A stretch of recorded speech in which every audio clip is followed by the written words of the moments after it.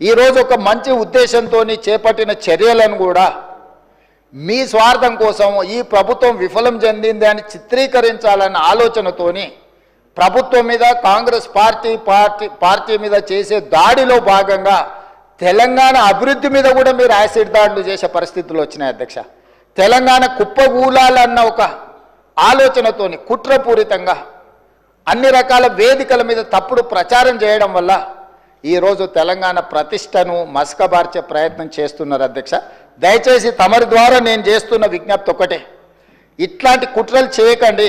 ఈ కుట్రలు తెలంగాణ రాష్ట్రానికి ప్రయోజనం కాదు. రేపు భవిష్యత్తులో మీరు అధికారంలోకి రావాలన్న ఆలోచన చేస్తున్నామని మీరు పదే పదే చెప్తారు. చాలా దగ్గరలో వచ్చేసారి మేమే అధికారంలోకి వస్తామంటారు. మరి వచ్చేసారి మీరు అధికారంలోకి రావాలంటే రాష్ట్రం దివాలా తీసి రాష్ట్రం మొత్తం తగలబడిపోయి రాష్ట్రానికి పెట్టుబడులు రాకుండా వచ్చిన పెట్టుబడులు ఇతర రాష్ట్రాలకు తరలిపోయి ఇది జరిగితే ఈ రాష్ట్రానికి ఏమైనా ప్రయోజనం చేకూరుస్తుందా? ఎందుకు విజ్ఞతతోని 10 సంవత్సరాలు ప్రభుత్వం నడిపారు. గతంలో కూడా 20 ఏళ్ళలో 30 ఏళ్ళలో మేము ప్రభుత్వంలో పనిచేసినాం, తెలంగాణ కోసం ఉద్యమాలు చేసినామని ఎవరైతే నాయకులు చెప్పుకుంటున్నారో మీకు సోషల్ రెస్పాన్సిబిలిటీ లేదా only political responsibility, only power మాంగర్స్గా మీరు మారి అధికారం మాకు ఉండాలి, అధికారం పోతే ఒక క్షణం కూడా మేము భరించలేము, అధికారం లేకుంటే ఒక క్షణం కూడా మేము ఉండలేము అన్న విపరీతమైన పోకడలు ఏ రకంగా తెలంగాణ సమాజానికి మేలు చేస్తాయి అధ్యక్ష? ఈరోజు తెలంగాణ రాష్ట్రాన్ని ప్రపంచ చిత్రపటం మీద పెట్టాలి అని మేము చేస్తున్న ప్రయత్నాలను మేము నిరంతరం పెట్టుబడులను ఆకర్షించే ఉద్యోగ ఉపాధి అవకాశాలు పెంచాలని ఏదైతే ప్రయత్నం చేస్తున్నామో, శాంతి భద్రతలను కాపాడాలని మేము నిర్విరామంగా చేస్తున్న కృషి, మేము వచ్చిన తర్వాత అది గణేష్ నిమజ్జనం కావచ్చు, లేకపోతే మొహరం కావచ్చు, బక్రీద్ కావచ్చు, అన్ని మతాలకు సంబంధించిన పండుగలలో ఎక్కడైనా చిన్న చెదురుమదురు సంఘటన కూడా ఏదైనా జరిగిందా అధ్యక్ష? ఈ 15 నెలల్లో ఎక్కడైనా శాంతి భద్రతల విషయంలో ఎక్కడైనా మేము రాజీపడ్డామా అధ్యక్ష? ఈరోజు ఈ రాష్ట్రాన్ని దేశానికే ఒక ఆదర్శ రాష్ట్రంగా తీర్చిదిద్ది అత్యధికంగా విదేశీ పెట్టుబడులను తీసుకొచ్చి ఈరోజు ఇన్ఫ్లేషన్ విషయంలో ధరల నియంత్రణలో దేశంలో నెంబర్ 1 అధ్యక్ష. 1.3 ఇన్ఫ్లేషన్ ఉన్న రాష్ట్రము భారతదేశంలో ఏదైనా ఉందా అంటే తెలంగాణ.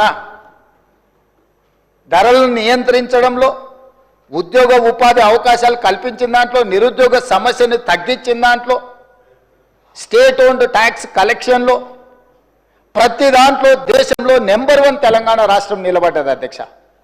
దేశంలోనే ఇతర రాష్ట్రాలలో రాష్ట్ర సొంత పన్నుల వసూళ్లలో తెలంగాణ రాష్ట్రం 88% పన్నులను వసూలు చేసి దేశంలోనే నెంబర్ 1 రాష్ట్రంగా తెలంగాణ రాష్ట్రం నిలబడ్డది. మహారాష్ట్ర నెంబర్ 2, మిగతా రాష్ట్రాలు అట్లుంటే ప్రధానమంత్రిగా ప్రాతినిధ్యం వహించే గుజరాత్ 6-7 స్థానానికి పోయింది అధ్యక్ష. ఇవన్నీ కూడా మా సహచర మంత్రులు, అధికారులు అందరు కష్టపడి చేస్తున్న ప్రయత్నాన్ని మీరు అభినందించండి. అప్పుడే అంత ఆత్రము, అంత తాపత్రయము, అంత అసహనం ఎందుకని నేను అడుగుతున్నా. కడుపు నిండా విషం పెట్టుకొని ఎందుకు ఈ మాటలు? మీరు నిజంగా మీ అనుభవాన్ని రంగరించి సూచనలు చేయండి. ఒకప్పుడు ప్రధాన ప్రతిపక్ష నాయకుడిగా అక్కడనే జానారెడ్డి గారు కూర్చొని మీరు తీసుకుంటున్న నిర్ణయాలకు వారు ఏ రకంగా ప్రభుత్వానికి సలహాలు సూచనలు ఇచ్చిండ్రు జానారెడ్డి గారిని ఆదర్శంగా తీసుకోండి. మీరు ఆనాడు మా పార్టీ ప్రయోజనాల కంటే కూడా రాష్ట్ర ప్రయోజనాలు ముఖ్యమని చెప్పి పెద్దలు జానారెడ్డి గారు ప్రతిపక్ష నాయకుడు, మొట్టమొదటి ప్రతిపక్ష నాయకుడుగా ఒక సాంప్రదాయాలను వారు ఏర్పాటు చేసింది.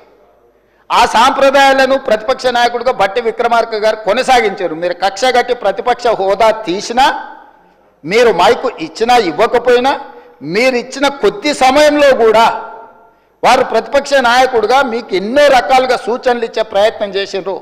ప్రభుత్వం తీసుకుంటున్న నిర్ణయాలలో ఉన్న లోపాలను ఎత్తి చూపడమే కాకుండా మీకు సహేతుకమైన సలహాలు సూచనలు ఇచ్చే ప్రయత్నం ఆనాడు ప్రతిపక్ష నాయకులుగా బట్టి విక్రమార్క గారు, జానారెడ్డి గారు చేశారు.